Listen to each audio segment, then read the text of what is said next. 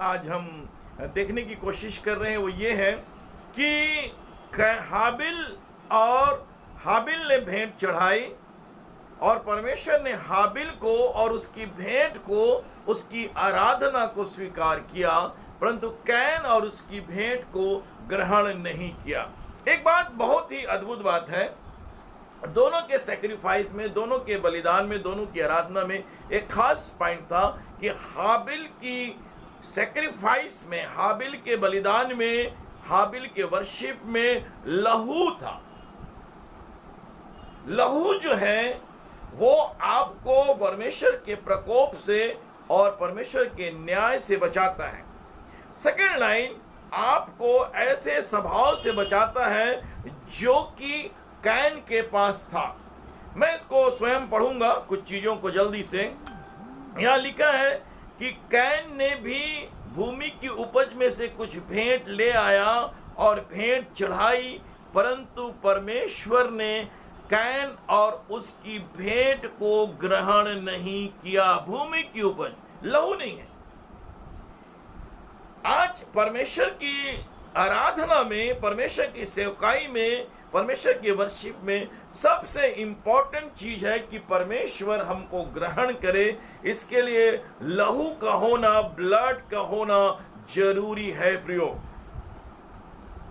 यह बात कैन और उसकी आराधना में नहीं थी।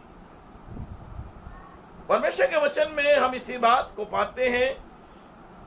एक बड़ी गंभीर बात है, जब भी आप आराधना करते हैं, जब भी आप चर्च जाते हैं, जब भी आप परमेश्वर की उपस्थिति में आते हैं, रहते हैं, तो वो लहू के कारण, और नए नियम में हमारे पास जो लहू है वो लहू परमेश्वर के बेटे का खून है। यदि परमेश्वर के बेटे का खून हमारे पास नहीं है तो वो आराधना, वो सेवकाई ग्रहण नहीं होती, और परिणाम ये होता है कि आपस का प्रेम जो है वो खत्म हो जाता है। यदि आपस का प्रेम नहीं हो पा रहा है चर्चों के अंदर, मंडलियों के अंदर, सेवकों के अंदर, तो कहीं न कहीं पर यीशु मसीह का लहू जो है वो अब्सेंट है। जीसस का ब्लड अंदर नहीं आ पा रहा है। एक बहुत बड़ी बात जो बाइबल हमको सिखाती है, बाइबल हमको बताती है, क्या हुआ यहाँ पर जो घटनाएं घटती हैं वो ये होता है। अगर आप देखेंगे तब परमेश्वर के वचन में लिखा है 5वें पद में, परंतु कैन उसकी भेंट को उसने ग्रहण नहीं किया, तब कैन अति क्रोधित हुआ और उसके मुंह पर उदासी छा गई। परमेश्वर के कलाम में आप देखेंगे कि कैन क्रोधित हो गया क्योंकि एक आग आई, उस आग ने हाबिल और उसकी आराधना को, उसकी भेंट को ग्रहण किया। वो आग के द्वारा वो ग्रहण किया गया भेंट, वो वर्शिप ग्रहण की गई, वो चर्च ग्रहण की गई, वो मंडली ग्रहण की गई, वो सेवकाई ग्रहण की गई। परंतु कैन अति क्रोधित हुआ और कलाम बताता है उसके मुंह पर उदासी छा गई, डिप्रेशन आ गया, निराशा आ गई उसके जीवन में। क्योंकि परमेश्वर का जो ग्रेस है, ग्रेस ऑफ द गॉड, वो उसके सैक्रिफाइस के अंदर, उस वेदी के पास, उस ऑल्टर पुलपिट के पास नहीं पहुंचा। एक बहुत ही भयानक बात हम यहां पर पढ़ते हैं। मैं चाहता हूं कि आप पढ़ने में सहायता करें। 7वां पद आप पढ़ दीजिएगा, 7वां पद।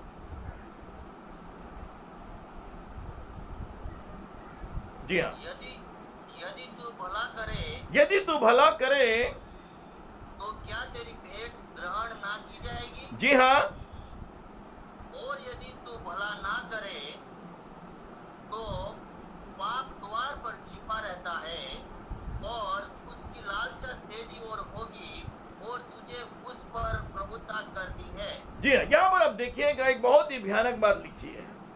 ये जैसे ही परमेश्वर की वेदी के पास से, परमेश्वर के बलिदान के पास से बाहर आया, तुरंत ये क्रोधित हुआ, उदासी छा गई। उसको पता चल गया कि परमेश्वर ने उसे रिफ्यूज कर दिया है, परमेश्वर ने उसकी भेंटों को ग्रहण नहीं किया है, और उदासी छा गई। और उसके बाद परमेश्वर ने एक बात कही कि पाप द्वार पर छिपा रहता है और उसकी लालसा तेरी ओर होगी और तुझे उस पर प्रभुता करना है।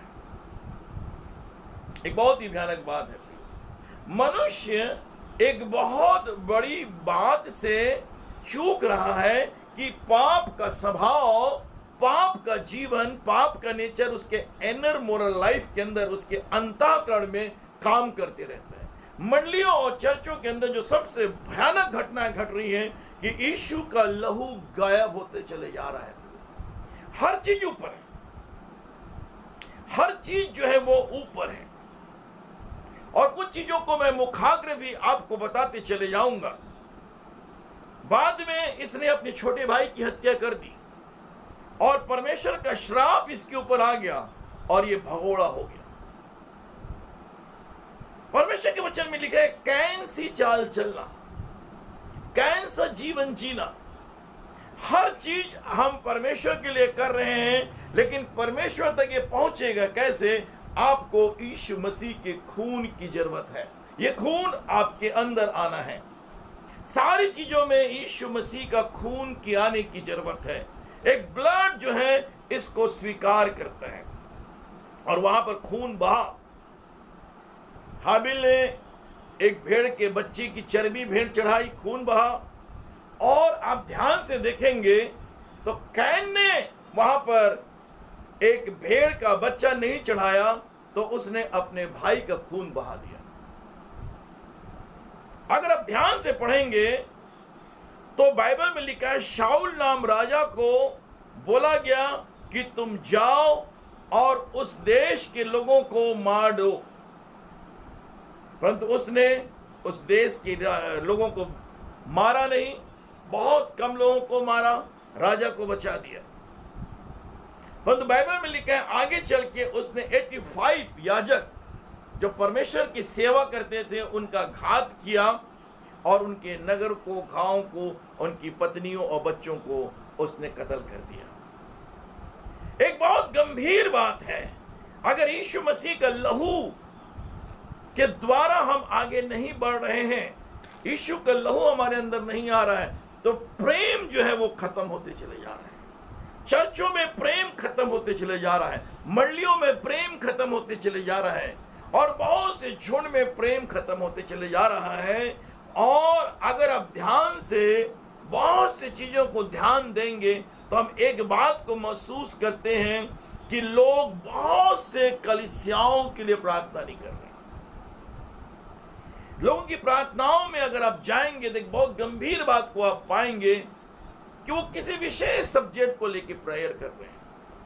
लेकिन प्रिय, ये समय आपको आपके शहर में, आपके गांव में, आपके देश में पाई जाने वाली कलीसियाओं की आत्मिक उन्नति और आत्मिक जागृति के लिए प्रार्थना करने की आवश्यकता है। हम ऐसे नहीं कह सकते कि यही चर्च मेरा है, कि वो दूसरा चर्च दूसरे का है। इस गंभीरता को हमको समझना पड़ेगा कि जो भी यीशु मसीह का नाम लेता है वो हमारे भाई हैं और हमारी बहन हैं।